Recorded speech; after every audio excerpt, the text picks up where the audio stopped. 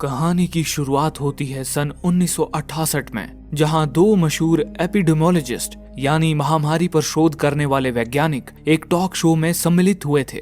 उनमें से एक वैज्ञानिक बता रहे थे कि पुराने समय से ही बैक्टीरिया और वायरस इंसानों में महामारियां फैलाते आए हैं और इन महामारियों से हर बार लाखों लोग मारे भी गए हैं। हालांकि अंत में इंसान उनसे बचने का कोई ना कोई रास्ता निकाल ही लेता है, लेकिन उनसे भी खतरनाक एक ऐसा सूक्ष्म जीव इस धरती पर मौजूद है जिसने अगर महामारी का रूप ले लिया तो वो पूरी मानव जाति का अंत कर सकता है। वैज्ञानिक की ये बात सुनकर वहां बैठे लोगों के चेहरे से हवाइयां उड़ जाती हैं। शो का होस्ट वैज्ञानिक से पूछता है कि आखिर बैक्टीरिया और वायरस से भी खतरनाक क्या हो सकता है, जिस पर वैज्ञानिक कहते हैं कि वायरस और बैक्टीरिया से भी खतरनाक जीव है फंगस। ये सुनकर वहां बैठे सभी लोग हंसने लगते हैं। सबको लगता है कि वैज्ञानिक मजाक कर रहे हैं। होस्ट पूछता है कि आखिर फंगस जैसी मामूली सूक्ष्म जीव वायरस और बैक्टीरिया से भी खतरनाक कैसे हो सकते हैं। इस पर वैज्ञानिक कहते हैं कि आपने LSD नामक ड्रग्स के बारे में तो सुना ही होगा, जो दुनिया की सबसे नशीली ड्रग्स में से एक है। यह हमें एर्गट नामक फंगस से मिलती है। वैसे ही साइलोसिबिन नाम की एक और बेहद नशीली ड्रग भी हमें फंगस से ही मिलती है। ये ड्रग्स सीधा हमारे दिमाग पर असर करते हैं। अब सोचिए कि वायरस और बैक्टीरिया तो हमें सिर्फ बीमार कर सकते हैं, लेकिन फंगस हमारे दिमाग पर असर कर उसमें बदलाव ला सकती है। इसके बाद वो वैज्ञानिक फंगस की एक खतरनाक प्रजाति से लोगों को अवगत कराते हैं। वो कहते हैं कि कॉर्डाइसेप्स नाम का एक ऐसा फंगस इस दुनिया में मौजूद है जो छोटे इंसेक्ट्स जैसे चींटी के शरीर में घुसकर उसके दिमाग में पहुंच जाता है। धीरे धीरे वो चींटी के दिमाग को अपने कब्जे में ले लेता है और चींटी को अपने हिसाब से किसी कठपुतली की तरह चलाने लगता है। अब क्योंकि कॉर्डाइसेप्स को जिंदा रहने के लिए खाने की जरूरत पड़ती है, इसीलिए वो धीरे धीरे चींटी के शरीर से पोषण लेकर जीवित रहता है। वो चींटी को तब तक मरने नहीं देता जब तक कि वो अपना पूर्ण विकास न कर ले। अंत में वो कॉर्डाइसेप्स अपना पूर्ण विकास कर चींटी के मृत शरीर से बाहर निकलता है। उस वक्त कॉर्डाइसेप्स के शरीर से कई और सूक्ष्म कॉर्डाइसेप्स बाहर निकलकर हवा में विलीन हो जाते हैं और उनके संपर्क में आने वाली दूसरी चींटियों को अपना शिकार बनाते हैं। और ये सिलसिला ऐसे ही चलता रहता है। कई बार तो इन कॉर्डाइसेप्स से इन्फेक्टेड होकर चींटियों के झुंड समाप्त हो जाते हैं। सबसे डरावनी बात तो ये है कि ये कोई फिल्म के लिए बनाई गई कहानी नहीं है, बल्कि कॉर्डाइसेप्स नाम का ये फंगस सच में हमारी दुनिया में एग्जिस्ट करता है। वैज्ञानिक की ये बात सुनकर वहां बैठे दूसरे वैज्ञानिक कहते हैं कि ये बात तो सच है कि कॉर्डाइसेप्स छोटे जीवों के दिमाग को कंट्रोल कर सकते हैं, लेकिन वो इंसानी शरीर में जीवित नहीं रह सकते, क्योंकि इंसानी शरीर के अंदर का टेम्परेचर 94 डिग्री फ़ारेनहाइट तक का होता है और कोई भी फंगस इतने ज्यादा टेम्परेचर में जिंदा नहीं रह सकता। इस पर पहले वैज्ञानिक कहते हैं कि क्या हो अगर ग्लोबल वार्मिंग की वजह से धरती और गर्म हो जाए और कॉर्डाइसेप्स जैसे फंगस विकसित होकर ज्यादा गर्मी सहन करने लायक बन जाए। अगर ऐसा हुआ तो कॉर्डाइसेप्स को इंसानी शरीर की गर्मी भी रोक नहीं पाएगी और वे इंसानों के शरीर में घुसकर उनके दिमाग पर काबू पा लेंगे। उसके बाद उनका सिर्फ एक ही मकसद होगा और वो एक के बाद एक बाकी लोगों को इन्फेक्ट करते जाएंगे ताकि अपनी प्रजाति को धरती के हर हिस्से में फैला सके। और वो तब तक नहीं रुकेंगे जब तक कि वो आखिरी बचे इंसान को भी इन्फेक्टेड न कर दें। अगर ऐसा हुआ तो इस इन्फेक्शन के फैलने की तेज गति और फंगल इन्फेक्शन पर पर्याप्त रिसर्च उपलब्ध न होने के कारण इसका ना तो कोई इलाज होगा और ना ही इसे कोई रोक पाएगा। डॉक्टर की ये बात वहां बैठे सारे लोगों के रोंगटे खड़े कर देती है और इसी के साथ शो खत्म हो जाता है। इसके 35 साल बाद कहानी साल 2003 में आती है। सितंबर की एक सुबह अलार्म की आवाज से सारा की नींद खुलती है। फिर वो अपने पिता के उठने से पहले ही उनके लिए ब्रेकफास्ट तैयार करने लगती है। दरअसल आज उसके पिता का जन्मदिन था। सारा की माँ नहीं थी। वो अपने पिता जोल और अंकल टॉमी के साथ रहती थी। तभी उसके पिता जोल भी उठकर बाहर आते हैं। फिर दोनों बाप बेटी मजे से ब्रेकफास्ट का आस्वाद लेने लगते हैं। थोड़ी देर बाद सारा के अंकल टॉमी भी वहां आते हैं। जोल और टॉमी रिटायर्ड सैनिक थे और अब वे दोनों मिलकर कारपेंट्री का काम किया करते थे। टॉमी उसे बताता है कि आज कंस्ट्रक्शन साइट पर उनके वर्कर्स नहीं आ रहे हैं, जिस कारण उन्हें आज डबल शिफ्ट करके वो काम खत्म करना पड़ेगा। ये बात सुनकर सारा मायूस हो जाती है। वो चाहती थी कि उसके पिता उसके जन्मदिन पर उसके साथ हों। हालांकि जोल उससे वादा करता है कि वो काम से जल्दी ही घर आ जाएगा और फिर वे साथ में जन्मदिन मनाएंगे। इसी बीच रेडियो पर एक खबर आती है कि इंडोनेशिया की राजधानी जकार्ता में किसी कारण बमबारी की जा रही है, जिस कारण US गवर्नमेंट ने अपने नागरिकों को भी सतर्क रहने की नसीहत दी है। हालांकि जोल और टॉमी इसे रोजमर्रा की युद्ध घटना समझकर इस खबर को इग्नोर करते हुए काम पर जाने के लिए तैयार होते हैं। सारा भी स्कूल जाने के लिए तैयार होती है। जाने से पहले सारा जोल की पुरानी बंद घड़ी साथ ले लेती है और साथ ही उसके ड्रॉर से कुछ रुपए भी निकाल लेती है। स्कूल खत्म होने के बाद सारा जोल की बंद घड़ी ठीक कराने घड़ी के दुकान में जाती है। उसी वक्त उसे सड़कों पर पुलिस और फायर ब्रिगेड की गाड़ियां कहीं जाती हुई दिखाई देती हैं। तभी उस वॉच मैकेनिक की पत्नी भागती हुई कमरे से बाहर आती है और अपने पति को जल्दी से दुकान बंद करने के लिए कहती है। ये देखकर सारा को अजीब तो लगता है, पर उसकी घड़ी ठीक हो चुकी थी, इसलिए वो बगैर सवाल किए दुकान से बाहर चली जाती है।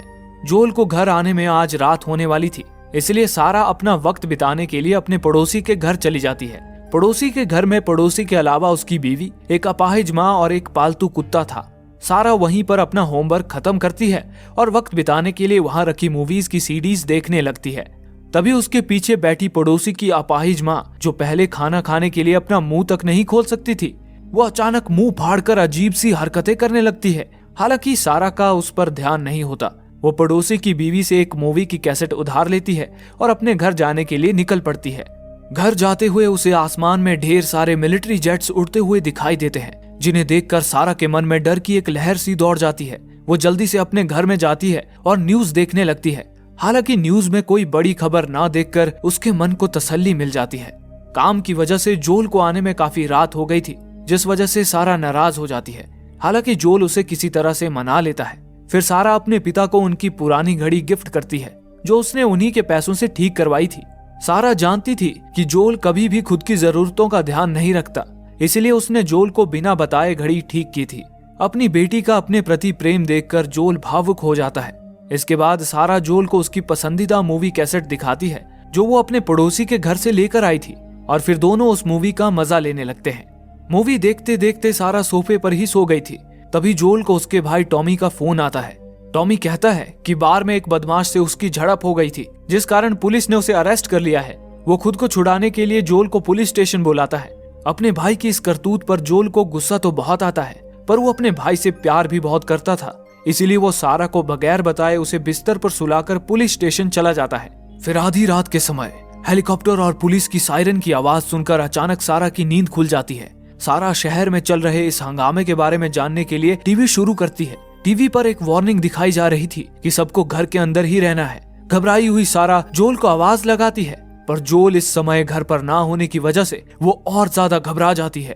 तभी वो देखती है कि उसके पड़ोसी का पालतू कुत्ता उनके दरवाजे पर खड़ा भौंके जा रहा था। उसे देखकर जब वो घर से बाहर निकलती है तो देखती है कि बाहर हर तरफ हड़बड़ी मची हुई है। आसमान में लड़ाकू हेलीकॉप्टर उड़ रहे थे। ये देखकर सारा के दिल की धड़कनें बढ़ जाती हैं। तभी वो देखती है कि उनके पड़ोसी के घर का दरवाजा तो खुला हुआ है। ये देखकर वो उनके घर जाती है। डरी सहमी जब वो एक कमरे में पहुंचती है तो अंदर का नजारा देखकर उसके पैरों तले जमीन ही खिसक जाती है। वो देखती है कि पड़ोसी जख्मी हालत में कमरे के एक कोने में बैठा मदद के लिए आवाज लगा रहा था। सारा उसकी मदद करने के लिए उसकी तरफ बढ़ती है, लेकिन तभी एक फुसफुसाहट की आवाज सुनकर वो अपनी बगल में देखती है तो वहां का नजारा देखकर डर के मारे उसकी जैसे जान ही हलक में आ जाती है, क्योंकि वहां पर उस पड़ोसी की अपाहिज माँ अपनी ही बहू को कच्चा चबा रही थी। सारा की आहट सुनकर वो बुढ़िया अपना चेहरा ऊपर उठाती है। उसके मुंह से कुछ तंतु जैसी चीज बाहर निकल रही थी। न जाने कैसे वो बुढ़िया, जो पहले व्हील चेयर से उठ भी नहीं पाती थी, वो गुर्राती और भागती हुई सारा पर हमला कर देती है। सारा किसी तरह उससे बचती हुई घर से बाहर निकल आती है। उसी वक्त उसके पिता जोल और अंकल टॉमी भी वहां पहुंचते हैं। वो खूंखार बुढ़िया जैसे ही उन पर हमला करने आती है, जोल हाथ में पकड़े पाने से उसकी खोपड़ी तोड़ देता है। फिर वे लोग जल्दी से अपनी गाड़ी में बैठकर वहां से भागने लगते हैं, लेकिन तब तक उस बुढ़िया का बेटा और बहू, जिन्हें उसने काटा था, वो भी खूंखार दरिंदों में बदल गए थे। वो लोग भी गुर्राते हुए गाड़ी की तरफ आने लगते हैं। टॉमी उन्हें कार से कुचलकर आगे निकल जाता है, लेकिन हैरानी की बात होती है कि कार से कुचलने के बावजूद भी वो दरिंदे मरते नहीं हैं। जोल और टॉमी सारा को लेकर किसी सुरक्षित जगह जाने के लिए तुरंत वहां से निकल जाते हैं। रास्ते में वो देखते हैं कि सारे शहर में तबाही मची हुई थी। वो देखते हैं कि लोग एक के बाद एक खूंखार ज़ॉम्बीज में बदलते जा रहे थे। जोल और टॉमी किसी तरह उनसे बचकर निकलने की कोशिश करते हैं, लेकिन तभी आसमान से गिरता हुआ एक हवाई जहाज उनके सामने ही क्रैश हो जाता है, जिसका मलबा उछलकर गाड़ी से आ टकराता है और उनकी गाड़ी पलट जाती है। थोड़ी देर बाद जोल किसी तरह सारा को गाड़ी से बाहर निकाल लेता है, लेकिन तब तक वो लोग खतरनाक ज़ॉम्बीज से घिर चुके थे। टॉमी के पास बंदूक थी, इसलिए वो जोल को कवर देते हुए सारा को किसी सुरक्षित जगह पर ले जाने के लिए कहता है। सारा के पैरों में मोच आ गई थी, इसलिए जोल उसे अपनी गोद में उठा लेता है और वहां से आगे बढ़ता है। वो लोग भागने का रास्ता ढूंढ ही रहे होते हैं कि तभी एक ज़ॉम्बी उन्हें देख लेता है और उनका पीछा करने लगता है। ज़ॉम्बी उनको मारने के लिए उनके करीब पहुंच ही गया था कि तभी कोई उसे गोली मारकर नीचे गिरा देता है। ये गोली एक मिलिट्री सोल्जर ने चलाई थी। वो सोल्जर जोल पर भी अपनी बंदूक तानता है। जोल उसे बताता है कि वे दोनों बाकी लोगों की तरह इन्फेक्टेड नहीं है और सारा के पैर में बस चोट लगी हुई है, लेकिन वो सोल्जर उनकी मदद करने के बजाय अपने ऑर्डर्स फॉलो करते हुए उन पर गोलियां चला देता है। खुशकिस्मती से तभी टॉमी वहां आकर सोल्जर को मौत के घाट उतारता है, लेकिन बदकिस्मती से सोल्जर की चलाई गोलियों ने सारा के पेट में छेद कर दिया था और वो जोल की बाहों में अपना दम तोड़ देती है। इस घटना के 20 साल बाद कहानी 2023 में आती है। एक बच्चा दबे पांव चलता हुआ बोस्टन शहर की तरफ बढ़ रहा था। शहर अब पूरी तरह तबाह हो चुका था। बड़ी बड़ी इमारतें अब मलबे में बदल चुकी थी। वो बच्चा चलता हुआ क्वारंटाइन जोन नाम की जगह तक पहुंच जाता है। ज़ॉम्बी आउटब्रेक के बाद गवर्नमेंट ने लोगों की सुरक्षा के लिए दुनिया में जगह जगह पर क्वारंटाइन जोन बनाए थे। इन क्वारंटाइन जोन्स को चारों ओर से कंक्रीट की मोटी और ऊंची दीवारों से सुरक्षित किया गया था, ताकि बाहर से कोई भी इन्फेक्टेड व्यक्ति या ज़ॉम्बी क्वारंटाइन जोन के अंदर ना आ सके। साथ ही क्वारंटाइन जोन के चप्पे चप्पे पर हथियारबंद सोल्जर तैनात रहते थे, जिन्हें किसी भी इन्फेक्टेड व्यक्ति को देखते ही उसे मार डालने के ऑर्डर्स दिए हुए थे। क्वारंटाइन जोन के बाहर तैनात सैनिक उस बच्चे को बेहोश होते हुए देखकर उसकी तरफ भागते हैं और उसे एक व्हील चेयर में बिठाकर क्वारंटाइन जोन में ले आते हैं। वहां पर एक पोस्टर लगा होता है जहां पे इस इन्फेक्शन का कारण कॉर्डाइसेप्स फंगस को ही बताया गया था, जिसके बारे में वैज्ञानिक इस कहानी की शुरुआत में बता रहे थे। तभी वहां एक लेडी सोल्जर उस बच्चे के पास आती है और उससे बड़े प्यार से बातें करने लगती है। वहीं पर उसका इन्फेक्शन टेस्ट भी किया जाता है, जिससे पता चलता है कि वो बच्चा भी इन्फेक्टेड हो गया है। ये देखकर वो ऑफिसर्स उसे दवाई का इंजेक्शन लगाते हैं और उसे ये यकीन दिलाते हैं कि वो बहुत ही जल्द ठीक हो जाएगा। वहीं क्वारंटाइन जोन के दूसरे हिस्से में गाड़ियां भर भर के इन्फेक्टेड लोगों की डेड बॉडीज लाई जा रही थी और कुछ वर्कर्स उन डेड बॉडीज को जलाने का काम कर रहे थे। उनमें से एक महिला वर्कर एक डेड बॉडी को देखकर ठिठक जाती है। वो एक छोटे बच्चे की डेड बॉडी थी। ये वही बच्चा था जिसे थोड़ी देर पहले सोल्जर्स ने दवाई का इंजेक्शन लगाया था। दरअसल वो इंजेक्शन दवाई का नहीं बल्कि जहर का था, जिसने उस बच्चे को ज़ॉम्बी बनने से पहले ही मौत की नींद सुला दी थी। असलियत तो ये थी कि इस इन्फेक्शन का अभी तक कोई इलाज ही नहीं आया था। उससे बचने का सिर्फ एक ही रास्ता था कि इन्फेक्टेड लोगों को खत्म कर दिया जाए। पर वो महिला एक बच्चे को आग में डालने से कतरा रही थी, इसलिए वो एक दूसरे वर्कर से मदद मांगती है। वो वर्कर कोई और नहीं बल्कि जोल था। इन 20 सालों में जोल ने इतने बुरे दिन देखे थे कि उसके अंदर की इंसानियत अब खत्म हो चुकी थी। वो बेझिझक उस बच्चे की डेड बॉडी को उठाकर सीधा आग में झोंक देता है। ये दुनिया अब पहले जैसी नहीं रही थी। यूएस गवर्नमेंट गिर चुकी थी और उनकी जगह यूएस मिलिट्री ने सत्ता हथिया ली थी। यूएस मिलिट्री ने अपना नाम बदलकर federal disaster response agency, in short फेडरा कर दिया था और इसी नाम से वो अब शासन चला रही थी। उन्होंने ही शहर के बड़े हिस्सों को क्वारंटाइन जोन्स में बदल दिया था, जहां इन्फेक्शन से बचे हुए लोगों को कड़े कानूनों के साथ वहां रहना पड़ता था। उन्हें काम करने के बदले राशन कार्ड्स दिए जाते थे, जिससे वो अपनी जरूरत की चीजें खरीद सकें। अगर कोई नागरिक क्वारंटाइन जोन से बाहर निकलने की कोशिश करता या फिर किसी कानून का उल्लंघन करते हुए पकड़ा जाता, तो उसे सबके सामने बड़ी ही बेरहमी से फांसी पर लटका दिया जाता था। और लोगों ने भी ज़ॉम्बीज के डर से उस जगह को अपना लिया था। जोल ने उस जगह पर अपना अलग ही रुतबा कायम कर लिया था। वो क्वारंटाइन जोन में हथियारों और ड्रग्स की स्मगलिंग किया करता था। उसके खरीदारों में क्वारंटाइन जोन के बड़े बड़े अपराधियों से लेकर फेडरा के करप्ट सोल्जर्स तक शामिल थे। जोल भी समय समय पर उनसे अपना काम निकलवाता था। इस बार जोल को अपने किसी काम के लिए एक गाड़ी की जरूरत थी। ये वो समय था जब गाड़ियां सिर्फ मिलिट्री के लिए ही बनाई जाती थी, जिस कारण गाड़ियां एक दुर्लभ वस्तु बन गई थी। जोल ने एक सोल्जर से गाड़ी दिलवाने के बारे में बात कर रखी थी। यह सोल्जर जोल से ड्रग्स खरीदता था। गाड़ी का इंतजाम करने के लिए जोल ने उसे मोटी रिश्वत भी दी थी। सोल्जर उसे बताता है कि गाड़ी का इंतजाम हो गया है, जोल को बस उस गाड़ी में लगवाने के लिए बैटरीज का इंतजाम करना होगा। अगली सीन में हम कुछ स्मगलर्स को देखते हैं, जिन्होंने एक औरत को बंदी बना रखा था। लेकिन मजे की बात तो ये थी कि उस बंदी औरत के बजाय वे स्मगलर ही बहुत डरे हुए थे और उस बंदी औरत से दया की भीख मांग रहे थे। दरअसल ये औरत जोल की साथी टेस है। जोल ने इन स्मगलर्स के लीडर रॉबर्ट को बैटरी का इंतजाम करने के लिए पैसे दिए थे और उससे बैटरी लेने के लिए अपने साथी टेस को उसके पास भेजा था। लेकिन रॉबर्ट एक नंबर का धोखेबाज आदमी था। उसने जोल से बैटरी के पैसे भी ले लिए और वो बैटरी किसी दूसरे ग्राहक को ज्यादा दामों में बेच दी। टेस जब रॉबर्ट के पास बैटरी लेने पहुंची तो रॉबर्ट के लड़कों ने बिना रॉबर्ट को बताए टेस को बुरी तरह से पीटा और उसे बंदी बना लिया।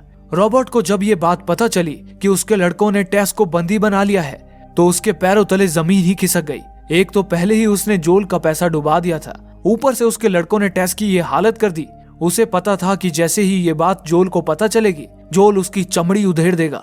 रॉबर्ट को समझ नहीं आ रहा था कि क्या करे। तब टेस उसे आश्वासन देती है कि अगर वो उसे जाने देता है तो वो जोल से उसकी शिकायत नहीं करेगी।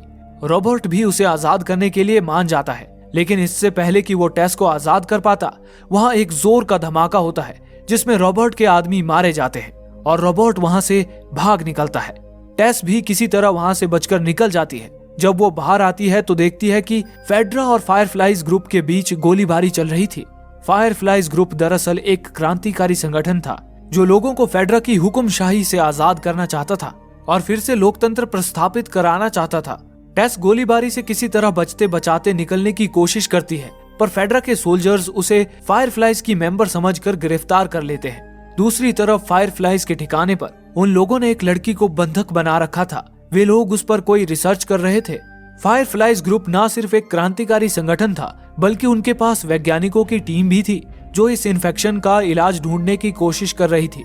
तभी फायरफ्लाइज की एक वैज्ञानिक कमरे के अंदर आती है और उस लड़की से कुछ रूटीन सवाल पूछती है, जैसे कि 1 से लेकर 10 तक नंबर्स पूछना या उस लड़की का नाम पूछना। रोज की तरह वो लड़की उन्हें अपना नाम वेरोनिका बताती है। वेरोनिका रोज के इस घिसे पीटे रूटीन की वजह से परेशान हो गई थी।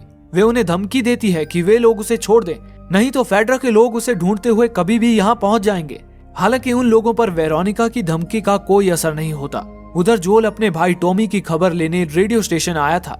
दुनिया में अब टेलीफोन, मोबाइल फोन के टावर्स मौजूद नहीं थे। लोगों को दूर रहने वाले उनके दोस्त रिश्तेदारों को अब रेडियो से मैसेज भेजना पड़ता था। रेडियो ऑपरेटर थोड़े से पैसे लेकर ये काम कर देता था। रेडियो ऑपरेटर जोल को बताता है कि टॉमी पहले तो 1-2 दिन में ही जोल के मैसेजेस का जवाब भेज देता था, पर इस बार 3-4 हफ्तों से उसका कोई अता पता नहीं है। जोल ऑपरेटर से वो लोकेशन का पता करता है जहां से टॉमी ने आखिरी बार मैसेज भेजा था, ताकि वो खुद वहां जाकर टॉमी का पता लगा सके। जोल गाड़ी का इंतजाम भी इसीलिए कर रहा था। फिर वो घर जाकर अपने हथियार निकालता है और वहां से जाने की प्लानिंग करने लगता है। उसी रात टेस जेल से छूटकर जोल के पास आती है और जोल को रॉबर्ट की धोखाधड़ी के बारे में सब बता देती है कि कैसे रॉबर्ट ने उनके पैसे लेकर बैटरी दूसरे ग्राहक को बेच दी है, जिसे सुनकर जोल गुस्से से आग बबूला हो जाता है। जोल रॉबर्ट की इस हरकत के बाद उसे जिंदा नहीं छोड़ने वाला था, लेकिन टेस उसे समझाती है कि ये वक्त लड़ाई का नहीं है।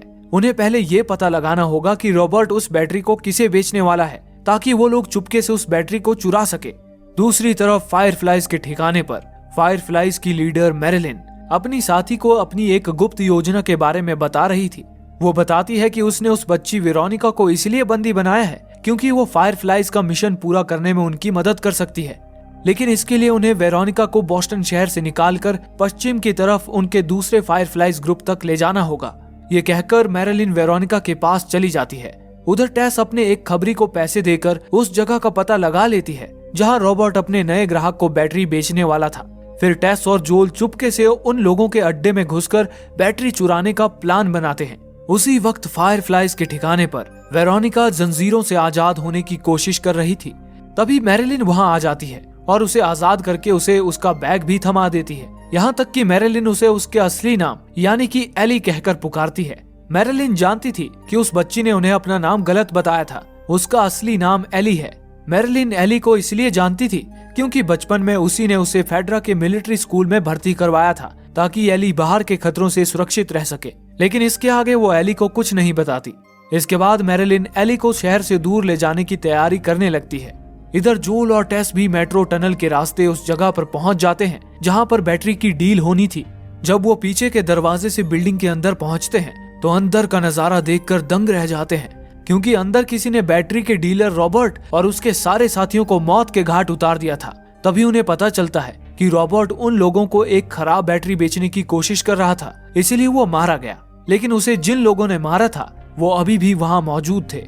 जोल और टेस दबे पांव उनकी तरफ बढ़ने लगते हैं। तभी अचानक एक दरवाजे से निकलकर एली चाकू से जोल पर वार करती है, पर जोल तुरंत वहां से हट जाता है और एली की चाकू छीनकर उस पर अपनी बंदूक तान देता है। उसी वक्त जोल को पता चलता है कि रॉबर्ट जिसे बैटरी बेचने वाला था वो कोई और नहीं बल्कि फायरफ्लाइज की लीडर मैरिलिन ही थी। जोल और मैरिलिन एक दूसरे को पहले से ही जानते थे, पता चलता है कि जोल का भाई टॉमी अब फायरफ्लाइज के साथ काम करता है और मैरिलिन ने ही उसे इस काम के लिए राजी किया था। जोल उसे बताता है कि उसे टॉमी को ढूंढने जाना है, जिसके लिए उसे एक ट्रक की जरूरत है। मैरिलिन भी उसे बताती है कि वो एली को शहर से निकालकर फायरफ्लाइज के सुरक्षित ठिकाने पर ले जाना चाहती है, इसीलिए उसे भी ट्रक बैटरीज की जरूरत थी। लेकिन रॉबर्ट के गुंडों के साथ लड़ते वक्त मैरिलिन घायल हो चुकी थी और अब वो खुद इस काम को पूरा करने के काबिल नहीं है। इसीलिए वो जोल से एक डील करती है कि अगर वो लोग एली को क्वारंटाइन जोन से सुरक्षित निकालकर स्टेट हाउस नाम की जगह पर ले जाएंगे, जहां फायरफ्लाइज के कुछ मेंबर्स एली को ले जाने आए हुए हैं, तो वहां पहुंचने के बाद फायरफ्लाइज की टीम उन्हें एक ट्रक बैटरी और उसके साथ बहुत सारे हथियार भी देंगे, जिसे लेकर वो टॉमी को ढूंढने जा सकता है। अब क्योंकि जोल और टेस के पास ट्रक बैटरीज हासिल करने का और कोई रास्ता नहीं बचा था, इसीलिए वो मैरिलिन की ये डील मंजूर कर लेते हैं। इसके बाद जोल और टेस एली को अपने साथ घर ले जाते हैं और उसे क्वारंटाइन जोन से बाहर कैसे निकालना है इस पर चर्चा करने लगते हैं। वे लोग फैसला करते हैं कि रात होने पर वे लोग एली को लेकर वहां से निकलेंगे। इसी बीच एली घर में रखे सामान को देखकर समझ जाती है कि जोल और टेस स्मगलर्स हैं। साथ ही उसे वहां एक गानों की किताब भी मिलती है और उस किताब में एक पर्ची जिसमें बिल और फ्रैंक के नाम का जिक्र था और थे कुछ कोड वर्ड्स, जैसे कि अगर बिल और फ्रैंक रेडियो के जरिए 60s के गाने का सिग्नल भेजते हैं, उसका मतलब था कि उनके पास स्मगल करने के लिए कोई नया माल नहीं है, और अगर वे 70s के किसी गाने का सिग्नल भेजते हैं तो उसका मतलब था कि उनके पास नया माल आ चुका है। लेकिन 80s के गानों के सामने सिर्फ एक रेड क्रॉस किया हुआ था। जब जोल कमरे के अंदर आता है तब एली उसे इसका मतलब पूछती है, पर जोल उसे कुछ नहीं बताता और एली के हाथ की किताब को टेबल पर रखकर खुद सोफे पर लेट जाता है। इसी तरह रात हो जाती है। जब जोल की नींद खुलती है तो एली उसे बताती है कि जब वो सो रहा था तो रेडियो पर 80s का एक गाना बजा था। ये सुनकर जोल कुछ परेशान सा हो जाता है, जिससे एली समझ जाती है कि 80s के गानों का मतलब किसी बड़ी मुसीबत से है। ये पता लगाने के लिए ही एली ने जोल से झूठ बोला था। तभी टेस भी वहाँ आ जाती है और कहती है कि उनके निकलने का टाइम आ गया है। वो लोग चुपके से एक सुरंग के जरिए क्वारंटाइन जोन के बाहर आ जाते हैं। वो लोग बचते बचाते वहां से निकलने ही वाले थे, तभी फेडरा का एक सोल्जर उन्हें देख लेता है। ये वही सोल्जर था जिसे जोल ड्रग्स बेचा करता था। जोल उससे विनती करता है कि वो उन्हें जाने दे और बदले में वो उसे आधे पैसे और आधे ड्रग्स भी देंगे, पर वो सोल्जर उनसे सारे पैसे और सारे ड्रग्स हड़पने के चक्कर में था। वो उनकी बात नहीं सुनता और उन्हें घुटनों के बल बिठाकर उनका इन्फेक्शन टेस्ट करने लगता है। वो पहले टेस और जोल का टेस्ट करता है। वो दोनों सेफ होते हैं, लेकिन जब वो एली का टेस्ट करने जाता है तब एली अपनी जेब से चाकू निकालकर उसके पैर में घुसेड़ देती है, जिसके बाद वो सोल्जर गुस्से में आ जाता है और उसे मारने के लिए उस पर बंदूक तान देता है। लेकिन जोल बीच में आकर उसे गोली चलाने से रोकता है। हालांकि जोल के बहुत समझाने पर भी वो सोल्जर नहीं मानता। उसी वक्त जोल को अपनी बेटी की याद आ जाती है कि कैसे एक सोल्जर ने उसकी बेटी पर गोली चलाकर उसे मार दिया था। ये सोचकर जोल अपना आपा खो देता है और उस ऑफिसर पर टूट पड़ता है। जोल उसे मार मार कर उसके चेहरे का नक्शा बिगाड़ देता है। एली जोल के इस रूप को देखकर भौचक्की रह जाती है। इसी बीच सोल्जर का इन्फेक्शन डिटेक्टर रेड सिग्नल देने लगता है, जिसका मतलब था कि एली भी इन्फेक्टेड थी। यह देखकर टेस घबरा जाती है और जोल से उसे मारने को कहती है। एली उन्हें समझाती है कि वो पिछले 3 हफ्ते पहले से ही इन्फेक्टेड है, पर उसके शरीर पर इन्फेक्शन का कोई असर नहीं हो रहा है। वैसे तो कॉर्डाइसेप्स फंगस 24 घंटों के अंदर ही इंसानों के दिमाग पर कंट्रोल करके उन्हें ज़ॉम्बी बना देता है, लेकिन उसे अभी तक कुछ नहीं हुआ था। ये जानकर भी टेस और जोल को तसल्ली तो नहीं होती, पर उस वक्त उन सब की भलाई इसी में थी कि वे लोग जल्दी से जल्दी क्वारंटाइन जोन से बाहर निकलकर किसी सुरक्षित जगह पर चले जाएं, क्योंकि फेडरा के लोग किसी भी वक्त वहां पहुंच सकते थे। इसीलिए वे लोग तुरंत वहां से भाग निकलते हैं। जोल वहां से जाते हुए उस सोल्जर की बंदूक भी अपने साथ ले जाता है। एपिसोड के अंत में जोल के घर पर सालों से शांत पड़े रेडियो में अचानक 80s का गाना बजने लगता है। ये बिल और फ्रैंक द्वारा भेजा हुआ रेडियो सिग्नल था, जिसका मतलब था कि कोई बड़ी मुसीबत आन पड़ी है। इसी के साथ लास्ट ऑफ अस सीरीज का ये एपिसोड यहीं समाप्त होता है। वो रेडियो किस मुसीबत के बारे में आगाह करने की कोशिश कर रहा है, एली के ऊपर कॉर्डाइसेप्स फंगस का असर क्यों नहीं हुआ, और क्वारंटाइन जोन के बाहर जोल कितने खतरों का सामना करने वाला है जो ज़ॉम्बीज़ से भी ज्यादा खतरनाक है। आगे चलकर ये सीरीज अपने साथ कई राज खोलने वाली है। जानने के लिए देखना ना भूलें इस सीरीज का अगला एपिसोड। धन्यवाद।